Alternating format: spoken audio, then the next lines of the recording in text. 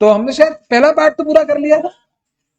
तो हमने कल देखा कि जेड लिमिटेड एक कंपनी थी, इलस्ट्रेशन 18 में। उसने, उसके दो डिवीजन थे, एक्स और वाई। हमें एक्स और वाई की इंडिविजुअल बैलेंस शीट इंफॉर्मेशन थी। मैं इंडिविजुअल बैलेंस शीट नहीं बोलूंगा क्योंकि कोई डिवीजन वाइज बैलेंस शीट बनती नहीं। और टोटल उस कंपनी की बैलेंस शीट हमें दे रखी थी और division wise balance sheet information भी थी। फिर हमसे कहा गया कि भैया क्यू नई कंपनी बनी है और नई कंपनी जो क्यू बनी उसको हमने एक्स वाई डिवीजन ट्रांसफर कर दिया। तो प्री बिजनेस प्री ट्रांसफर इसके इस ट्रांजेक्शन के पहले तो था कि Z is X and Y are two division of Z, लेकिन इस ट्रांजेक्शन के बाद हो गया जेड के पास तो रह गया एक्स और क्यू लिमिटेड के पास आ गया वाई। और 1 करोड़ शेयर थे, 10 रुपए वाले थे, 15 रुपए पर शेयर की प्रीमियम भी थी और अल्टीमेटली वो कंसिडरेशन सीधे शेयर होल्डर्स को दे दिया गया।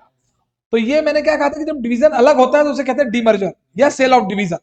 लेकिन डीमर्जर होने के लिए कंडीशंस करना है कि कंडीशन में पहली बात थी कि न्यूली कंपनी होना चाहिए, न्यूली फॉर्म, और शेयर होल्डर्स को डायरेक्ट कंसिडरेशन होना चाहिए, वो भी शेयर्स में। अगर वहां नहीं लिखा हो तो शेयर्स लिख लेना, कंसिडरेशन शेयर्स में होना चाहिए। ठीक है, consideration must be in shares, consideration shares में होगा और वो भी डायरेक्टली शेयर होल्डर्स को दिया जाएगा।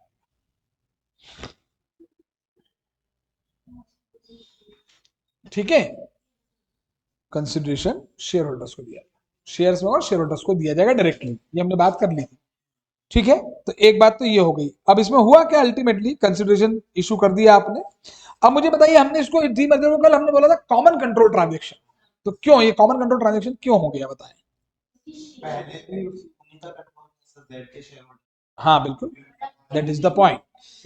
जो जेड लिमिटेड के शेयर होल्डर थे पहले, अब क्यू लिमिटेड में वही शेयर होल्डर्स हैं, तो कंट्रोल पहले वाले उन्हीं के ही रह गया, तो अल्टीमेटली सेम पार्टीज हैं वो, तो इसलिए कॉमन कंट्रोल ट्रांजेक्शन था।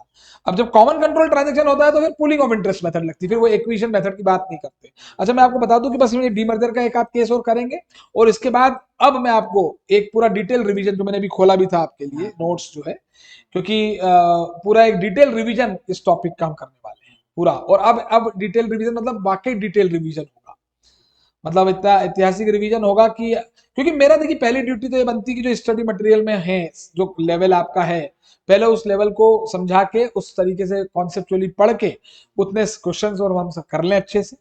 लेकिन उसके बाद हमें कॉन्सेप्चुअली अपने आप को जितना हम मैक्सिमम एडवांस लेवल पे जाएंगे, क्योंकि क्वेश्चन लेवल हो सकता है 20% 10% चांस इस बात के होते हैं कि कोई एडवांस एडजस्टमेंट आ जाए। ठीक है, तो ये हम पढ़ेंगे अभी। तो ये डीमर्जर का केस था, है ना, और इसमें पूलिंग ऑफ इंटरेस्ट मेथड लग गई थी। और पूलिंग ऑफ इंटरेस्ट मेथड में क्या हुआ था, सारी एसेट्स आ गई थी, सारी लाइबिलिटीज आ गई थी, एक बुक वैल्यू पे ही आई थी, और इक्विटी शेयर कैपिटल भी हमने नॉमिनल वैल्यू पे लेनी थी, सिक्योरिटी प्रीमियम को ऑल टुगेदर इग्नोर कर दिया था। उसका लॉजिक भी बता दिया था कि जब सब कुछ पहले जैसे ही है तो इसलिए फेयर वैल्यू क्यों नहीं लेते, क्योंकि वही वाली बात थी, सब कुछ पहले जैसे ही तो है। ये तो बस कहने की बात थी, आपने ऐसा ऐसा कर दिया, एक बीच में कंपनी फॉर्म कर दी जबरदस्ती, और आपको लगा होगा कि भाई दो कंपनी के नाम पे शायद नए नए लोन ले लेंगे, लोग बता कुछ भी कर सकते हैं, है ना। इस वजह से भाई ये खेल रचा है आपने, ऐसा माना जा रहा है, खेल रचने वाली बात है, ये सारा खेल आपका है। जैसे मैंने कॉमन कंट्रोल ट्रांजेक्शन के एग्जांपल्स भी आपको बताए थे, रॉकी लिमिटेड वाले, है ना, याद आया, सोनू के, टीटू की, स्वीटी, टीना, वो हुआ नहीं राहुल। तो जो है, हमने कॉमन कंट्रोल ट्रांजेक्शन देखा है। तो वैसे यहाँ पर बस ये कह दिया कि भाई सब कुछ पहले जैसे ही तो है यार, जब सब कुछ पहले जैसे ही है, पार्टीज भी वही है, कंट्रोल भी उन्हीं का है, तो अननेसेसरी फेयर वैल्यू पे दिखा के तुम क्या साबित करना चाहते हो, ये सब दिखा के तुम क्या साबित करना चाहते हो, है ना। तो अल्टीमेटली वो फेयर वैल्यू की जगह कैरिंग अमाउंट पे ले लो, और जब सब एसेट लायबिलिटी कैरिंग अमाउंट पे लिए तो शेयर कैपिटल भी जो इशू हुए वो नॉमिनल वैल्यू पे रहेंगे, सिक्योरिटीज प्रीमियम को इग्नोर कर दिया, पूलिंग ऑफ इंटरेस्ट मेथड है। ठीक है, ये हमने पढ़ लिया था। अब इसमें दूसरा केस ये आ रहा है बेस्ड ऑन फर्स्ट और सेकंड। अच्छा, सेकंड यहाँ पर क्या है, कंसिडरेशन डायरेक्टली जेड लिमिटेड को दे दिया, तो भाई उसमें भी हमें एंट्रीज करनी है और बैलेंस शीट बनानी है। तो एक मिनट पहले इस केस को हम समझ लेते हैं। पेन कहाँ का चला गया है, गिरा गिरा, यहीं लिख देते हैं ना। एक मिनट, आपको नहीं लिखना है। पहली कंपनी कौन सी थी, जेड लिमिटेड थी, इसके डिवीजन कौन कौन से थे, और फिर कौन सी कंपनी बन गई, ये, हाँ, वाई किसको चला गया, क्यू लिमिटेड को चला गया। और फिर कंसिडरेशन दिया, नहीं नहीं, कल दिया था जो पिछला केस था उसमें हमने दिया था शेयर होल्डर्स को, तो डीमर्जर हो गया था वो। तो ये कंसिडरेशन जेड को दिया गया है, तो यहाँ चेंज हो जाएगा मामला। ठीक है, कंसिडरेशन जेड को दिया तो भी है तो वही, क्या है बताएं, कॉमन कंट्रोल कैसे, ये डीमर्जर ही नहीं है, ये सेल ऑफ डिवीजन है। पहली बात तो नॉर्मल सेल ऑफ डिवीजन है ये। ठीक है, चलिए तो इसमें आगे बढ़ते हैं। किसकी बुक्स में एंट्रीज लिखिए, entries in the books of Z limited, entries in the books of Z limited. ठीक है, केस 2 लिख रहे हैं, मैं इसका पहले थ्योरी लिखवा दूं आपको, एक छोटी सी लिखें। In the given case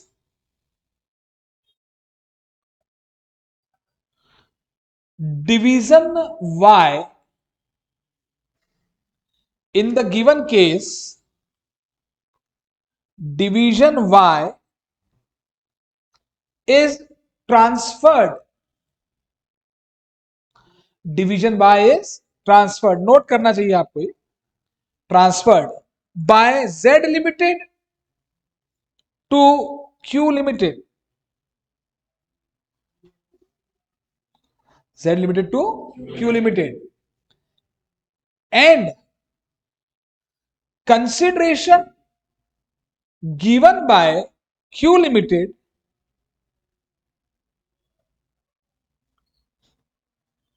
to z limited, to z limited, bracket में लिखे not directly to share holders of Z limited, not directly to share holders of Z limited. अच्छा एक बार बताइए, कंसिडरेशन जेड के पास आ गया, ये तो है ना, तो क्या जेड ने अपने शेयर होल्डर्स को दे दिया? अभी क्या दिया, अभी वो बंद नहीं हुई ना कंपनी, तो वो जरूरी थोड़ी देना। तो भाई आपके पास किसी और कंपनी के शेयर आ गए तो आपके इन्वेस्टमेंट है। भाई आपकी बैलेंस शीट, अभी जो जेड की बैलेंस शीट बनेगी उसमें जेड की जो डिवीजन एक्स की एसेट लायबिलिटी कैपिटल है वो तो रहेगी, और वाई जो है वहां से क्या आएगा, ठीक है ना, यहाँ वाई के वाई डिवीजन चला तो जाएगा और उसके बदले में हमें एक पैसा लेना है और उसके बदले में शेयर्स आ जाएगा, बस इतनी सी बात है। तो लिखे यहां पर आगे, in this case in the books of Z limited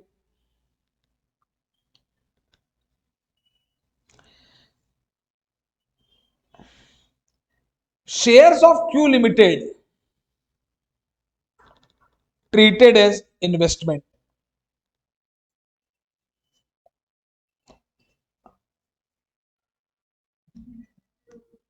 treated as investment।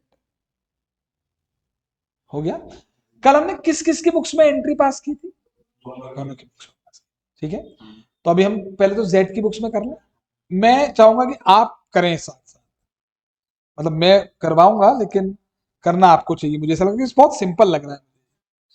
क्या करें बताएं, बोरोइंग्स अकाउंट डेबिट, लाइबिलिटी कम हो जाएगी डेबिट वाई की, करेंट लाइबिलिटीज अकाउंट डेबिट 390, एक सेकेंड, हाँ एक मिनट, पहले इसको थोड़ा साफ कर दें फिर इसको गंदा करेंगे तो अच्छा भी लगेगा, ठीक है ना। Borrowings account debit, current liabilities account debit, provision for depreciation account debit. एक आध लाइन छोड़ दें, थोड़ा एक दो लाइन छोड़ा करो, कंपाउंड एंट्री में क्या बैलेंसिंग फिगर कुछ आ सकता है। 2 क्या क्या जाएगा भाई, PP account credit, current asset credit, और मेरे ख्याल से इक्विटी भी तो जाएगी। अरे कॉमन कंट्रोल है कि नहीं, यही तो आइडेंटिफाई करना है। लग तो पुलिंग ऑफ इंटरेस्ट ही रही है कि नहीं भाई, कैसे कॉमन कंट्रोल बताओ। इस ट्रांजैक्शन के पहले कंट्रोल किसके हाथों में था, आज किसके पास है? अरे आज वो शेयर जेड के पास है तो कंट्रोल किसके पास? जेड। हाँ, तो फिर क्या करना क्या है?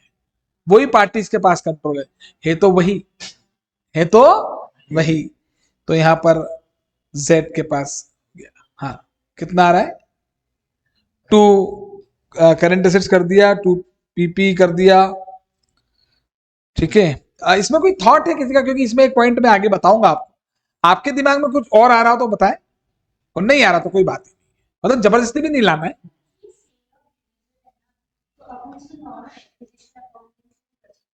नहीं देखो, हम इक्वेशन से करना है नहीं करना वो एक अलग इशू है। मैं तो ये कह रहा हूं कि अभी आपके दिमाग में क्या आ रहा है? सेम पार्टीज के पास कंट्रोल है क्या? तो एक प्राइमा फेसी तो एक कॉमन कंट्रोल ट्रांजेक्शन है ना, तो ठीक है, इसीलिए तो अदर इक्विटी भेज रहे हो ना। कैसे भेज देते हैं तो पता है, ये कंफ्यूजन आते हैं भाई। क्या होता है, जैसे मान लो टॉपिक का नाम है बिजनेस कॉम्बिनेशन, है ना। अभी जब मैं रिवीजन अब आपका लूंगा ना, तो ये सारी चीजें आपकी क्लियर होंगी।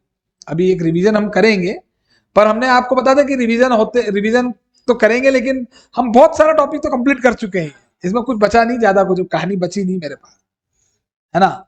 लेकिन फिर भी हम बहुत सारी बातें डिस्कस करेंगे। तो खैर, तो मेरा ये कहना है कि भाई अल्टीमेटली सेम पार्टीज के पास कंट्रोल है। हम ये सारी चीजें amalgamation, absorption, external reconstruction, acquisition, take over, demerger, sale of division, slump sale, ये कितनी बातें पढ़ते थे। ये इंडेक्स कहता है भैया बोलो बिजनेस कॉम्बिनेशन, क्या बोलो। और ये इंडेक्स कहता है बिजनेस कॉम्बिनेशन में भाई बॉस मैं तो तीन बातें करता हूं। एक करता हूं एक्विजिशन, एक करता हूं रिवर्स एक्विजिशन, और एक करता हूं कॉमन कंट्री ट्रांजेक्शन की। तुम जितने भी नाटक नाम नौटंकी बोलोगे, इन तीनों में से कुछ बनेगा, इन तीनों में से ही कुछ बनेगा। अब इन तीनों में से कुछ बनेगा, तो कॉमन कंट्रोल क्या होता है वो क्लियर होना चाहिए। तो उस हिसाब से तो हम बहुत क्लियर हैं यहाँ। तो अदर इक्विटी यहां पर हमने क्रेडिट कर दी, लॉस है ना, लॉस है तो क्रेडिट में आ गई। तो टू अदर इक्विटी अकाउंट, तो लाइबिलिटीज चली गई डेबिट, असेट्स चली गई क्रेडिट, और लॉस था तो वो भी चला गया क्रेडिट। ठीक है। तो डिफरेंस कितना, डिफरेंस कैलकुलेट करें। कुछ नहीं आना चाहिए था, लेकिन अब ये लाइबिलिटीज कर दी क्रेडिट, डेबिट, असेट्स कर दी क्रेडिट, कोई डिफरेंस नहीं आया, है ना। लेकिन अब मैं करूंगा इन्वेस्टमेंट डेबिट, वहां से शेयर्स आ गए ना भैया, वो कितने लेना, नॉमिनल वैल्यू पे ये सारा। yes. तो जब सब कुछ चला गया, मेरा डिविडेंड ट्रांसफर हो गया, उसकी नेट वैल्यू चली गई न, बराबर जीरो पे था मैं तो। जितने की एसेट दे दी इस सवाल में, जरूरी नहीं जीरो आए, इस सवाल में जितने की एसेट दे दी उतने की लाइबिलिटी दे दी, तो अपना तो कुछ नेट एसेट बनता ही नहीं था। फिर भी सामने वाला क्या दे गया, रख लो यार, ये लिफाफा आ जाता है ना कभी कभी, आ गया। तो ये है टू प्रॉफिट, हाँ capital reserve, capital reserve other equity में जाएगा वो। कितना जाएगा वो, 10 ही तो जाएगा। कितना ज्यादा सिंपल है बताएं। ठीक है। अब आपको बनानी चाहिए मेरे हिसाब से बैलेंस शीट खुद से। मैं भी आपके साथ बनाऊंगा जरूर, लेकिन आप खुद बनाएंगे, मैं यहां बनाऊंगा, वो आप चेक कर सकते हैं। मतलब देख के मत लिखना, लिख के देखना। किसकी बैलेंस शीट बनेगी भैया? पहले जेड लिमिटेड की बैलेंस शीट बन रही है।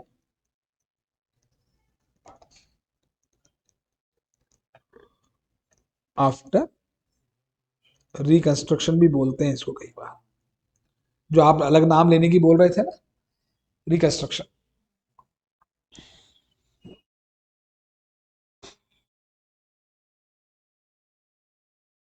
हाँ जी। एसेट्स में पीपी है क्या?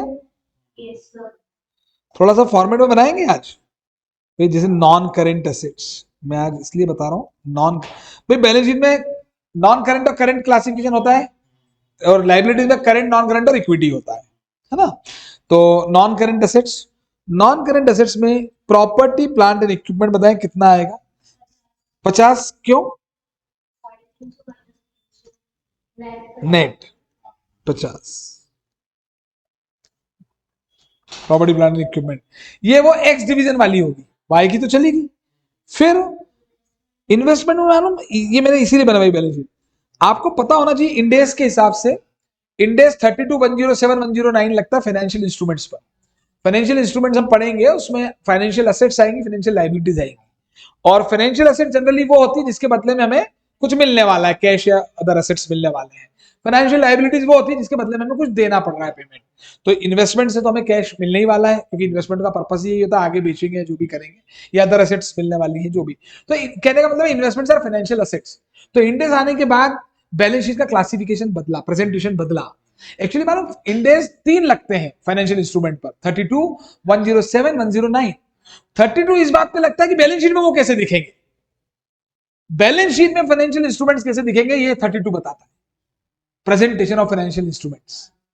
109 ने बताता है वो उसकी वैल्यू कैसे निकालेंगे, उसको बुक्स में रिकॉर्ड कैसे करेंगे, जब जाएगा तो रिकॉग्नाइज कैसे करेंगे, ये 109 बताता है। Recognition, D recognition, measurement. और 107 बताता है डिस्क्लोजर, अदर डिस्क्लोजर्स कैसे होंगे। तो बैलेंस शीट का फॉर्मेट बदला। पहले के जमाने में भाई, पहले तो टी फॉर्म में बनती थी, मस्त सुंदर, कितनी प्यारी बैलेंस, देसी देसी बैलेंस शीट।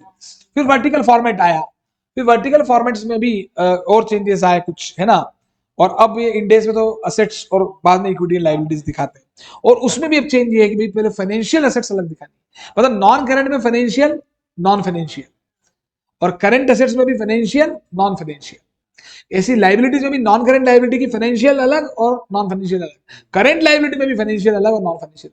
भाई हमने लोन ले रखा है, तो शॉर्ट टर्म लोन है तो करंट लाइबिलिटी है, पर वो करंट लाइबिलिटी में फाइनेंशियल है, लोन है ना, loan is a financial liability. हालांकि जब हम वो इंडेस देखेंगे तो फाइनेंशियल लाइबिलिटी की डेफिनेशन पढ़ेंगे।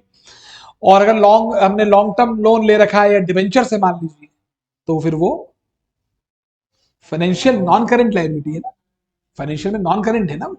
तो करंट और नॉन करंट क्लासिफिकेशन था, उसमें फाइनेंशियल और नॉन फाइनेंशियल भी आ गया। तो इसलिए हम यहाँ पे फाइनेंशियल एसेट्स, इसमें आएंगे हमारे इन्वेस्टमेंट्स। 10 रुपए। और करंट एसेट्स भी तो है। अच्छा, इसको हमने नॉन करंट में क्या मानते हुए लिखा, गोइंग कंसर्न। हम क्यों मानेंगे कि कंपनी बंद होगी तो इन्वेस्टमेंट चले जाएंगे और शेयर होल्डर को दे देंगे, तो जब तक कुछ ना दिया नॉन करंट नहीं मानते। वरना आप बोलते थे नहीं सर, फाइनेंशियल एसेट्स को आप करंट एसेट्स में भी तो ले सकते थे। करंट एसेट्स जो है कितनी है, 300, बस मेरे ख्याल से यही था। तो 360 ये आ गया।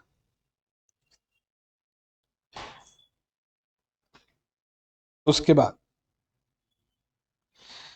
अब आएगी इक्विटी एंड लायबिलिटीज।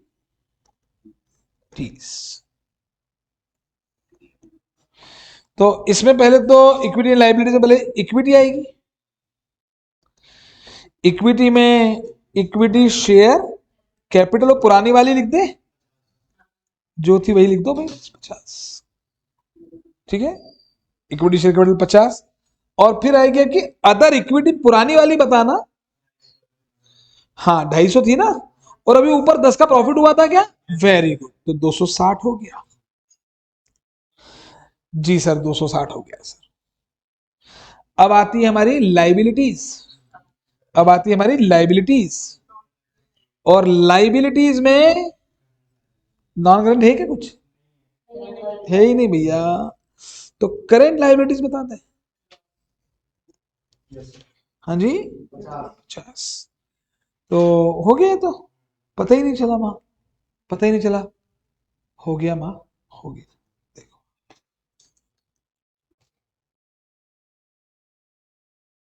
तो बहुत ज्यादा सिंपल है, इट्स वेरी सिंपल।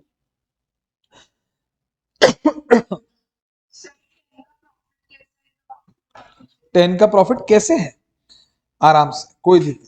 कहाँ गया, मैंने मिटा दिया। अच्छा, आप चेक करें, आपने सारी लाइबिलिटीज को डेबिट किया, आपने सारी एसेट्स को क्रेडिट कर दिया।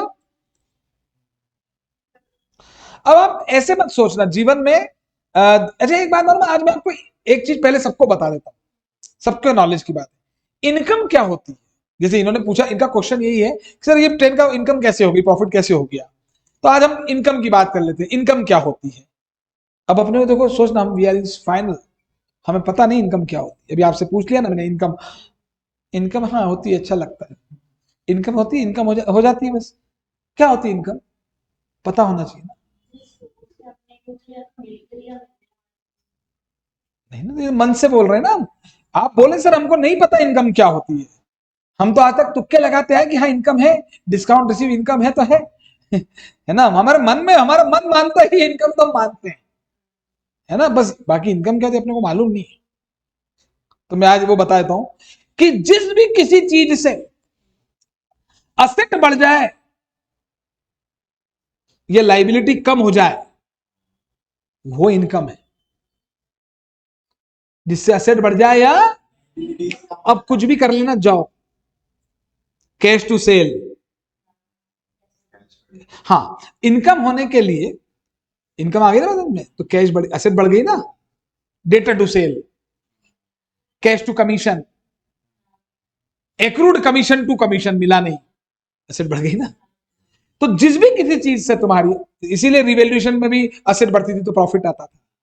तो डेफिनेशन को ऐसा बना दो कि जिस भी किसी चीज से असेट बढ़ जाए और लाइबिलिटी कम हो जाए वो इनकम है, पहले दिमाग में रख ले, ठीक है ना।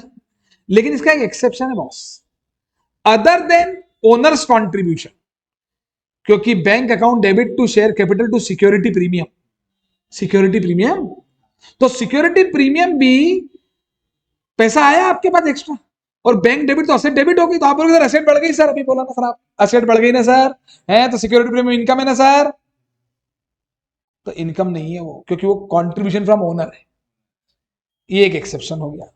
तो income is that which increases the assets and decreases the liability except other than contribution from owners, ठीक है। हाँ इनकम और रेवेन्यू में भी अंतर होता है, इनकम और रेवेन्यू में अंतर, तो इनकम बड़ा शब्द है, रेवेन्यू छोटा शब्द है। हाँ रेवेन्यू तो वो इनकम है जो ऑर्डिनरी एक्टिविटीज से हुई है, ऑपरेटिंग नहीं, ऑर्डिनरी।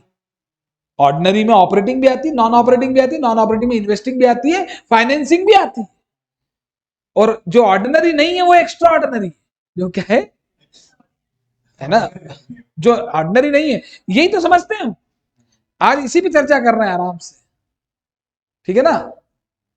तो अक्षय समझ पर सुन रहे हैं आप, हाँ, तो जो ऑर्डिनरी नहीं है वो एक्स्ट्रा ऑर्डिनरी है, इसको भी जज करना। एक्स्ट्रा ऑर्डिनरी क्या होता है, जो नहीं होना था, नहीं होना था, नहीं होना था, नहीं होना था, नहीं होना था, लेकिन हो गया, लेकिन हो गया, जो नहीं होना था और हो जाए वो एक्स्ट्रा ऑर्डिनरी है। इसको भी कोई एग्जाम्पल थोड़ी रख सकते, यही एक्स्ट्रा ऑर्डिनरी है। Loss by fire extra ordinary item होता है, क्योंकि नहीं होनी थी, नहीं होनी थी, लेकिन हो गई, लग गई आग।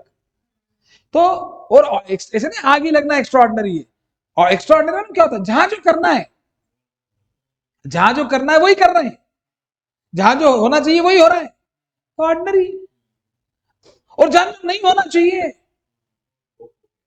वो हो रहा है, तो फिर वो एक्स्ट्रा ऑर्डिनरी है। ये ब्लैकआउट है, यहाँ पे, यहां जाके पूजा कर रहे हैं शाम को, हाथ जोड़ लिए और भजन गा रहे हैं, ये एक्स्ट्रा ऑर्डिनरी एक्टिविटी है। ब्लैकआउट जो अपना डिस्को थे के और मंदिर में जाके डांस कर दिया तुमने, वो एक्स्ट्रा ऑर्डिनरी है। मंदिर गए और डांस, तो भजन की जगह किसी गाने पे करना, गाना बजा कर, एक्स्ट्रा ऑर्डिनरी भाई, नहीं होना है। मंदिर में पूजा कर रहे हैं, ऑर्डिनरी है। डिस्कोथेक में डिस्को कर रहे हैं, it's the time to disco, कौन मिले देखो किसको, ये ऑर्डिनरी है। क्लासरूम में पढ़ रहे हैं, ऑर्डिनरी है। क्लासरूम में पिक्चर के बारे में सोच रहे हैं कि यार वो रिलीज हुई है, आज रिलीज हो गई यार, एक्स्ट्रा ऑर्डिनरी है। पिक्चर हॉल में किताब खोल ली, डर के मारे, एकदम बैग था हाथ में, कोचिंग से सीधे पिक्चर देखने गए, वहां पिक्चर चल रही, एकदम टेंशन आ गया, एक बार देखूं यार, वो सामने पिक्चर चल रही, तो एक्स्ट्रा, वहां पिक्चर देख रहे हैं, ऑर्डिनरी एक्टिविटी। तो जहां जो होना चाहिए वो ऑर्डिनरी, जो नहीं होना था वो एक्स्ट्रा ऑर्डिनरी, और जो एक्स्ट्रा ऑर्डिनरी नहीं है तो वो ऑर्डिनरी है। ऑर्डिनरी में तो हो गई ऑपरेटिंग और नॉन ऑपरेटिंग, नॉन ऑपरेटिंग में तो होती है इन्वेस्टिंग और फाइनेंसिंग, ये समझने वाली बात है ना, है ना। और ऑर्डिनरी में भी जो कभी कभी हो, नहीं, वो एक्सेप्शनल आइटम होते हैं। ऑर्डिनरी में जो ऑर्डिनरी नहीं है वो एक्स्ट्रा ऑर्डिनरी, पर जो ऑर्डिनरी होते हुए कभी कभी हो वो एक्स्ट्रा ऑर्डिनरी है। जैसे प्रॉफिट और loss on sale of machinery, machine कभी कभी तो मशीनरी दो, पीपीई को दो ही केस में बेचेंगे। कब? या तो या तो उसकी लाइफ खत्म हो गई और या बिजनेस बंद कर रहे हैं, वरना बेचने के लिए तो लाया क्या है, बेचने के लिए आते तो फिर वो स्टॉक हो जाता। तो इसलिए ये, अच्छा एक्सपेंस की डेफिनेशन बता दो इसका, जिससे लाइबिलिटी बढ़ जाए और एसेट कम हो जाए आपकी, वो एक्सपेंस है, बात खत्म।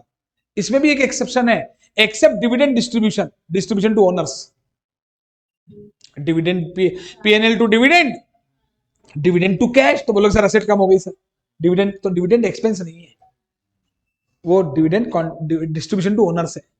तो everything which increases the asset and decreases the liability except contribution from owner is asset, is income, is income, and everything which decreases the asset and increases the liability except distribution to owners is expense। बात खत्म। अभी clear है? तो अब जैसे इसीलिए अक्षिता ने मुझसे ऑनलाइन पूछा गया मुझसे कि भाई सर ये प्रॉफिट कैसे आया, तो कैसे क्या आया भाई, देखो अच्छा एक बताओ, असेट्स के बदले में कम पैसा मिलेगा तो लॉस, असेट से ज्यादा मिल जाएगा तो प्रॉफिट, ज्यादा कम है ना, आप किसी को बेचो चाहे आपसे कोई ले जाए, है ना, और एक्सचेंज भी हो सकता है, 10 की एसेट देके 12 की आ गई तो प्रॉफिट है, 10 की एसेट देके 9 की आई तो लॉस है, सीधी बात है यार, कॉमन सेंस है। और इसलिए हमें बार बार सीखना ही नहीं, ये आज जीवन के लिए सिखा रहा हूं मैं, कोई एग्जाम के लिए नहीं सिखा रहा। और लाइबिलिटी के केस में क्या होगा, लाइबिलिटी में कम पैसा देना पड़े तो फायदा है और ज्यादा देना पड़े तो नुकसान। तो यहां पे असेट लाइबिलिटीज का टोटल जो था और वो असेट्स का टोटल सेम था, इत्तेफाक से, इत्तेफाक से, तो कोई प्रॉफिट लॉस था ही नहीं, है ना। अभी इन्वेस्टमेंट तो भूल जाओ, हमें हमारी तो लाइबिलिटी चली गई अक्षिता और एसेट भी चली गई और हमें कुछ नहीं मिला जीवन में, तो 100 रुपए कुछ भी प्रॉफिट लॉस नहीं हुआ। अब मान लो 100 की लाइबिलिटी गई और 100 की लाइबिलिटी गई और 110 की एसेट गई, तो 10 का लॉस है। 100 की लाइबिलिटी गई और एसेट 80 की गई तो फिर 20 का प्रॉफिट आएगा, और वो भी तय है, अकाउंट बहुत सिंपल है यार, वो प्रॉफिट है तो क्रेडिट बैलेंस आएगा, लॉस है तो डेबिट बैलेंस आएगा। अब इस सवाल में ठीक है, ये जाने आने वाली 100 की थी, तो 100 की लाइबिलिटी गई, 100 की एसेट गई, तो कुछ नहीं मिलना चाहिए था हमें, तो हमने तो एज इट इज दे दिया, लेकिन सामने वाले ने हमको 10 रुपए के इन्वेस्टमेंट दे दी। अक्षता क्लियर है ये बात? yes, तो अब हमको कुछ भी नहीं मिलना था और 10 रुपए मिल गए, तो फायदा होना ही था, प्यार तो होना ही था, ठीक है ना, तो हो गया फायदा, ठीक है। तो यहां पर हम लोग करेंट बैलेंस शीट तो मैच हो ही गई है, और अब क्यू की बुक्स में एंट्री मत करो यार, वो तो कल वाली वैसी हो जाएगी, वो तो क्या दिक्कत आ रही है, असेट बढ़ा दूंगा, फेयर बुक वैल्यू पे डेबिट, लाइबिलिटी बढ़ा दूंगा और टू शेयर कैपिटल आ जाएगा, बात खत्म है, सेम सेम मालिक दो, सेम सेम, सेम सेम नहीं, हाँ हाँ ठीक है। तो ये जो है हो गया जी, अब मन हो रहा है कि कुछ एक आध सवाल और अच्छा करें, ज्यादा है ही नहीं यार।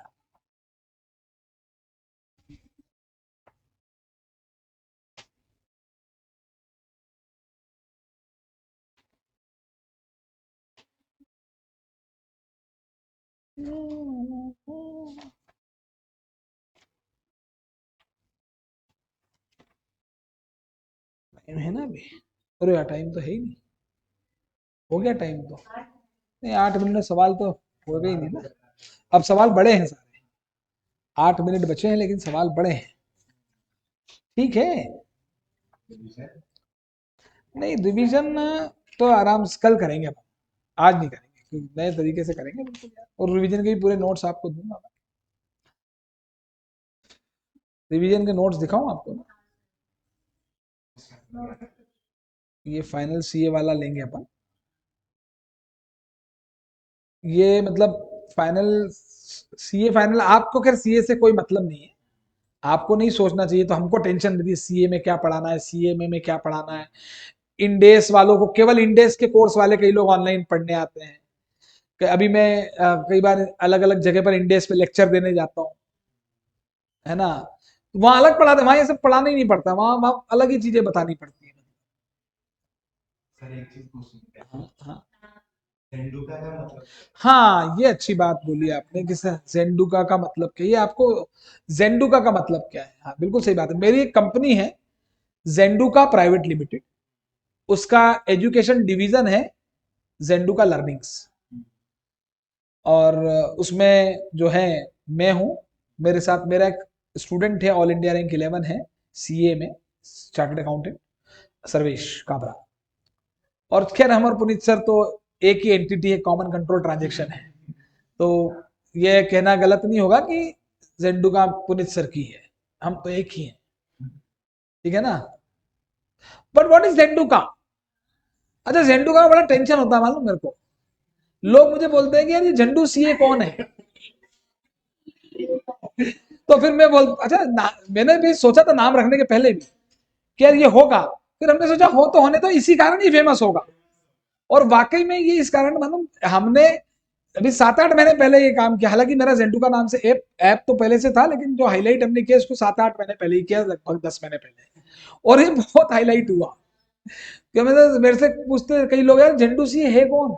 मैंने कहा हम झंडू सी हैं, हम दुनिया के सबसे बड़े झंडू हम ही हैं, और हम ही झंडू सी हैं, ठीक है, ऐसे में बोलता हूँ। अच्छा, एक ने बड़ा गजब नाम बोला, झंडू सी है तो फिर भी समझ में आता है, एक का फोन ही आ गया मेरे मित्र का पुराने, यार ये झंडू सा कौन है?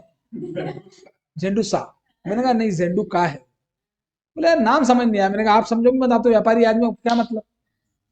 तो वैसे झंडू का है क्या, ये बताया तो एक्चुअली क्या होता है, कई शब्द आजकल ऐसे चलते हैं जिनका कोई मीनिंग वैसे नहीं होता है, there are combination of two words which create a new word having no dictionary word, but एक मतलब उसका जॉइंटली निकल के आता है। जैसे मेरा बेटा जिस स्कूल में पढ़ता है, दैट इज स्कूल का नाम है स्कॉटल, स्कॉटल स्कूल है, स्कॉटल जयपुर में है, काफी अच्छा स्कूल है, पर जयपुर में काफी सारे अच्छे स्कूल है, इसलिए स्कॉटल एक नया स्कूल है।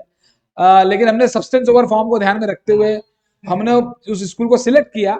हमें मालूम था कि ये आज इसको उस स्कूल को शायद 5-6 साल ही हुए हैं, 4-5 साल ही हुए हैं, लेकिन मेरा बेटा जो है वो उसी में पढ़ रहा है।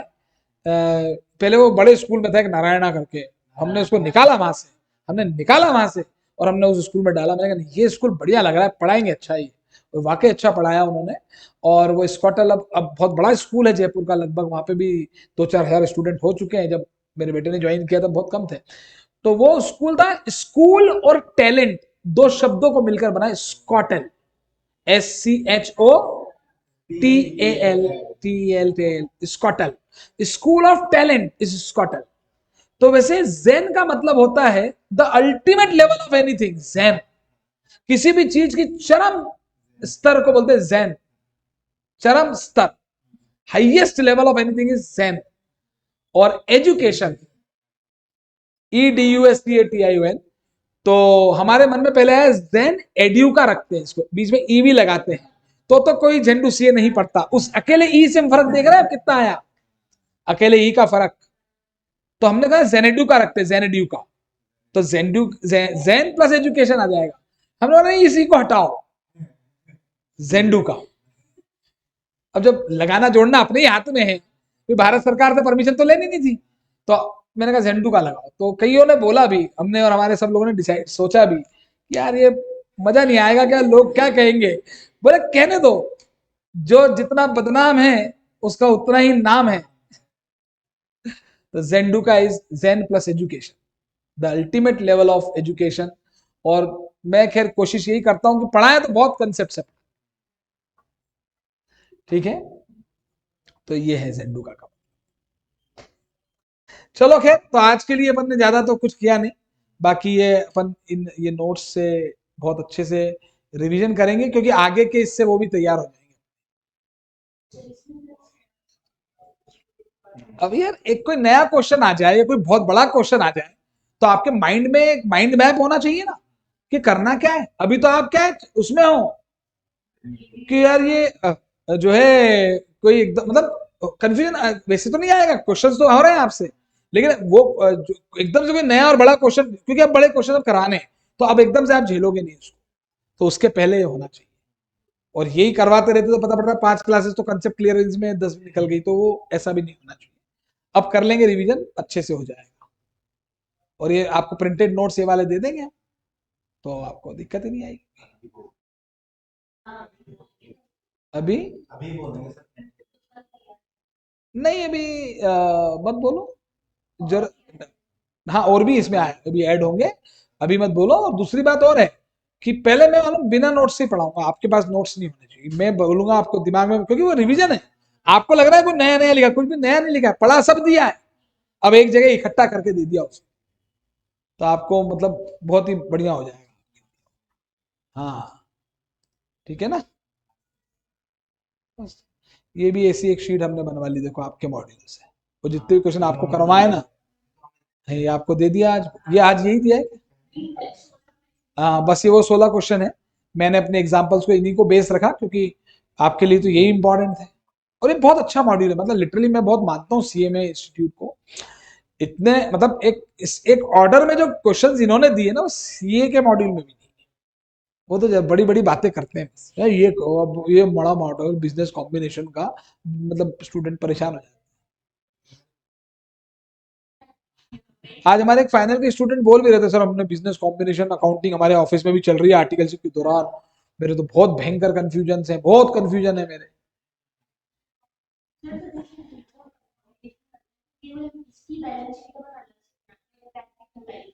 किसकी?